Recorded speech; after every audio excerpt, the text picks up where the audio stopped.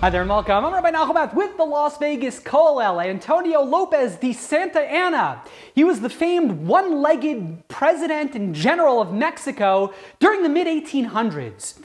Famously, in the mid-1830s, he went ahead and when Texas had seceded from Mexico and declared themselves the independent Republic of Texas, they went ahead and they had a garrison at the fort, the Alamo, and famously Santa Anna was the one who massacred the inhabitants of that fort, the Alamo.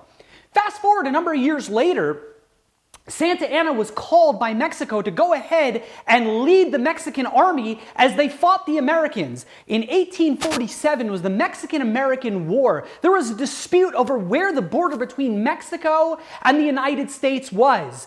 And the United States sent in their generals to go ahead and drive out the Mexicans. And Mexico, led by Santa Anna, well, there was a war for a couple of years. And at one point, Santa Anna was eating his chicken dinner in his wagon, and surprised by the American troops, he found himself surrounded. He had to run for his life, and he had to leave. Apparently, he left his chicken hot on the plate. He left over $18,000 worth of gold in his wagon, and famously, he left his prosthetic leg, which was captured by a regiment of Illinois troops, and Santa Anna's leg was captured, and it was sent to Illinois, where it still sits on display in the governor of Illinois' mansion. As a matter of fact, his second prosthetic leg was also captured. So the United States, still till today, we have two of Santa Anna's legs. How did Santa Anna lose that leg to begin with? It's an interesting and fascinating story. The beginning of the book of Shemos, the book of Exodus, we read about the story of the enslavement of the Jewish people, and we read about the rise of Moses, of Moshe Rabbeinu to prominence. And the verse tells us that Moses, he goes ahead and he sees an Egyptian beating a Jewish man, and Moshe Rabbeinu goes ahead and he comes to the Jewish person's aid and he kills the Egyptian. The Torah then tells us the next incident, he sees two Jews quarreling. Their names are Dasan and Aviram. He sees them quarreling.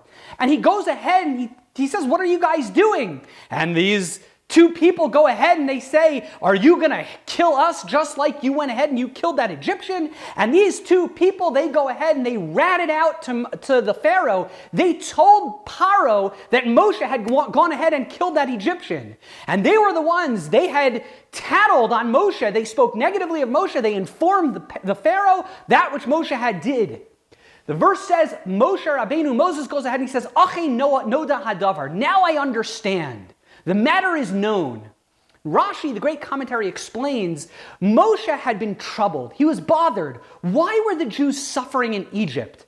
So many other nations of the world, why were the Jews enslaved and being persecuted? What were they doing wrong spiritually that they were deserving of suffering in Egypt? And Moshe says, "Achei noda hadavar." Now I get it. Now I understand. When he sees that the Jewish people were speaking lashon hara, that they were gossiping, speaking negatively about one another, Moshe then understands and he says, "Achei noda hadavar." Now I get it. Why spiritually the Jews were deserving of their situation, why they didn't merit redemption. It's because they spoke lashon hara. They were gossiping, speaking evil about one another.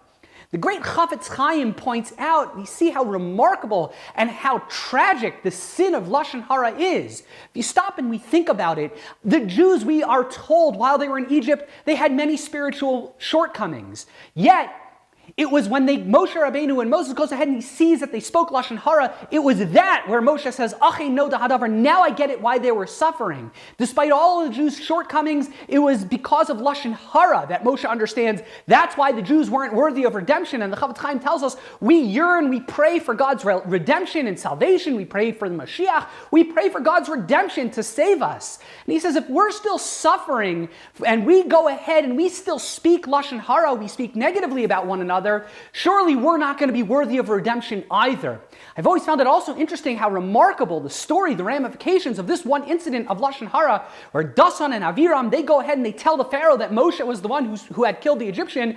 Moses has to run for his life. He flees to the land of Midian, where he is there for 60 years. Think of the personal suffering that Moshe went through because of lashon hara. He went ahead and he had to leave for 60 years. Additionally, imagine if for those 60 years, at a minimum 60 years, had he been involved in Jewish life, had he been with the Jews in Egypt, how much good he could have done as their leader, how much positive impact he could have had.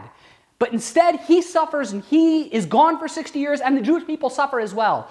All because of Lashon Hara. So often we go ahead and we speak Lashon Hara, we speak negatively about one another, and we don't really think, okay, it's not the greatest thing in the world, but just how big of a crime, as it were, spiritually is it? How big of a transgression, how big of a sin is it? And we see such a powerful insight. It's because of Lashon Hara, it's because of gossip, it's because of negative speech. That's why the Jews suffer in Egypt. It's an amazing thing. We go ahead and we think that Lashon Hara isn't such a big deal. A little bit of gossip. You go ahead and you told someone a story about somebody else. What can go wrong? In the 1830s, there was a pastry chef. A pastry chef in Mexico City. And his name was Monsieur Remontal. He was French. And one day, Santa Anna's troops came into his bakery, to his pastry shop.